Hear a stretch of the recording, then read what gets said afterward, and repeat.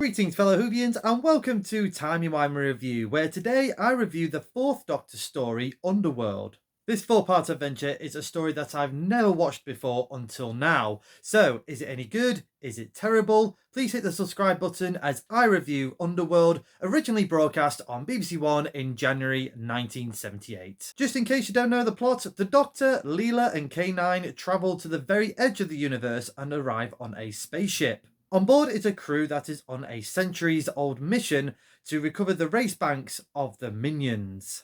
The only thing I knew coming into this four-part adventure is that the special effects were not all great from what I gathered. So I'll talk about them now.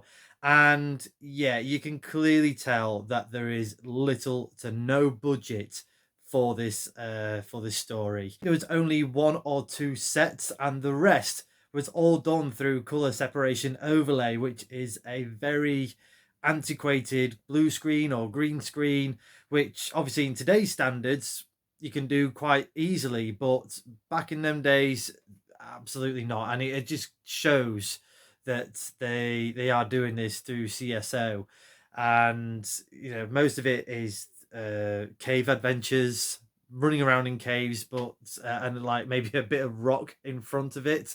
So yeah, this must have been a very bizarre story to film for the actors. Actually, for everyone involved behind the screen, must have been really difficult. The directors, the cameramen, the producer Graham Williams, he produced Doctor Who from series, or especially for series 15 and 16, with little to no budget at all. There was just nothing for this show, and it does show on screen, unfortunately. And they had to be really over ambitious to try and tell these stories. The one thing was good for Underworld in terms of special effects was the model spaceship. I thought that looked really good.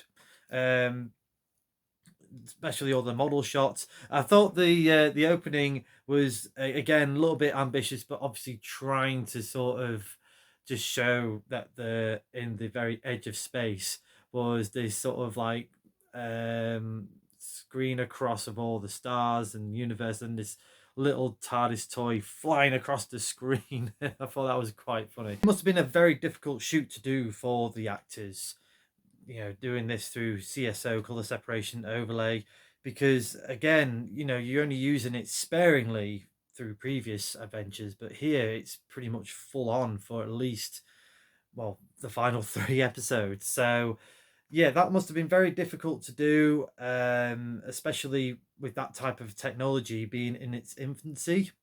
And I thought the one that the actor that I thought would be the most frustrated would be Tom Baker. I thought he might have been a bit sort of more tetchy, or like I said, a bit disgruntled, and rightfully so, because it's a lot of pressure, especially for your main star, to try and produce something of a really good quality. And then if you see that on screen and it's not, then yeah, it's going to fall on your shoulders. So I can totally empathize if Tom Baker was frustrated in this story. And that's not me having a go at Tom Baker at all. I absolutely love the man. But by all accounts from the DVD documentary, no, he was on top form. I think, if anything, he was the one that kind of galvanized everyone to sort of just carry on. I think he appreciated how much hard work was going on behind the scenes to get this story going. That yeah, he was on absolute fine form in this four-part adventure. Really loved his quips and his put downs, but without being sort of too much of a show off or egotistical, to sort of like disillusion the story any any further, I suppose. But no, he was really good in this one. Had some really great like one-liners and some sparring dialogue with a lot of other side characters. Louise Jameson as well, she was great as Leela. It was kind of getting towards, this will be her penultimate story before she leaves at the end of the season. And yeah, she was great, and just again the character was just growing into her own. Loved the little sort of interactions with her and K9, and the Doctor as well. Just yeah, she was a very interesting companion to have.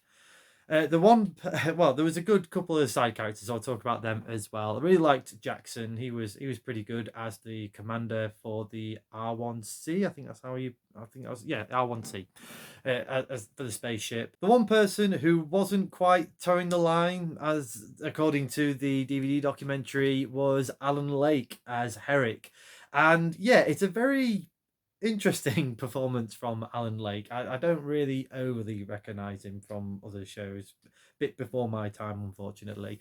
But yeah, he was sort of going for the sort of over the top sort of thing. I don't know whether that's more of a direction issue or the acting. I'm not quite sure, really, sort of where that all sort of happened. But yeah, it was very, yeah, when he was on the over the top part of it, it was quite sort of fun to watch. But it was just some very weird, interesting choices, especially the final scene with everyone at the end of episode 4, and they're all saying goodbyes, and Herrick just goes goodbye like some kind of crazed 4-year-old would when sort of waving off the family members.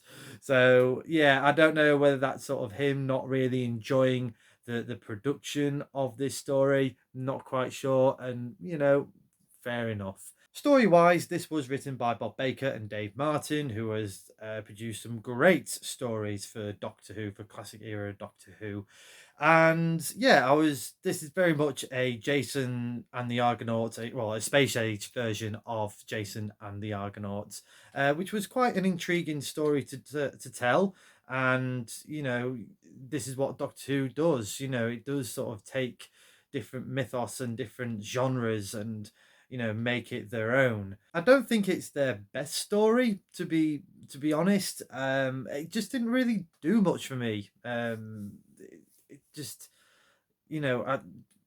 watching it, I've only watched it a few days ago, and I'm struggling to sort of like see, apart from like the bizarre special effects or the bizarre acting from Alan Lake, I can't quite story wise overly remember much from it. It didn't really sort of sink in. I thought the pacing was fine for the story for the most part. The other sort of weird standout for me was a great scoring by Dudley Simpson. Some brilliant um, Doctor Who scoring from him that you normally do get. But I do like the scene where Leela and Doctor, and I can't remember the other character, it might have been Herrick, going down, floating down through the planet into sort of where the Oracle was.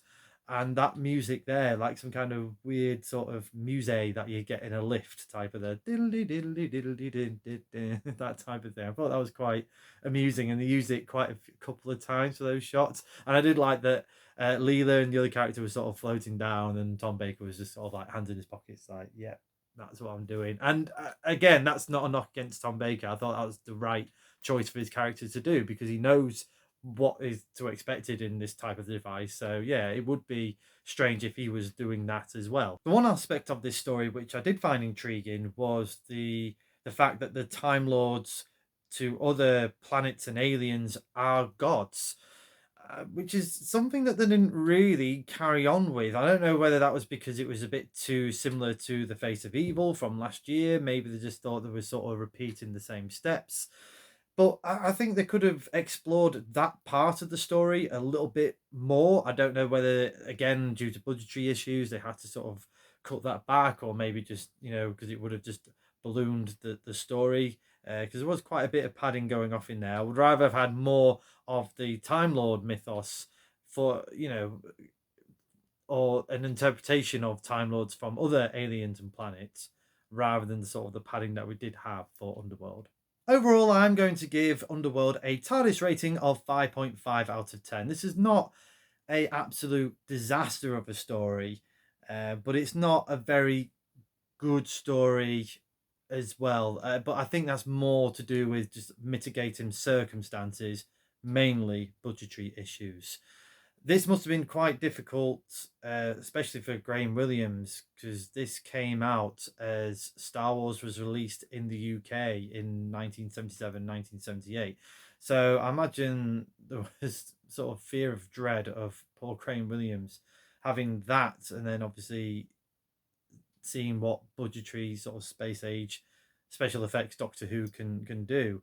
And yeah, I would love to know actually in the comments, do you remember watching Star Wars back in 77 78 and then going to watch Doctor Who, and did that sort of change your perspective of Doctor Who in terms of special effects, or was you just quite happy with the show overall at that time?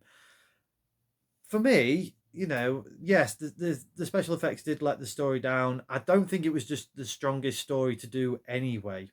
I think just it had good elements, but not for not fully explored. But for me, if the writing and the story is there, then you're not going to be questioning the acting or the special effects as much. And if the story doesn't quite hit your interests, that's when you start to sort of unravel parts of like the acting that I've mentioned, all the special effects. Let me know in the comments below your thoughts to Underworld. Do you hate this story, or do you actually love this story or appreciate this story? And also, which Doctor Who story or episode do you like or enjoy quite a lot, but maybe the rest of the fandoms doesn't give that much love to? Next time on Time One Review, it'll be my review of the 11th Doctor two-part episode, The Hungry Earth and Cold Blood. There's also a special editorial video coming up on the channel, so do watch out for that. But until then, thank you very much for watching. I hope you've enjoyed this review. Please like the video, share the video, subscribe to the channel, hit the cloister bell for more notifications. Come say hello on my Twitter page at ReviewTimey, and do check out my other videos on the Timey Wimey Review YouTube channel. But as the good doctor once said, don't talk to me about time, I'm a Time Lord.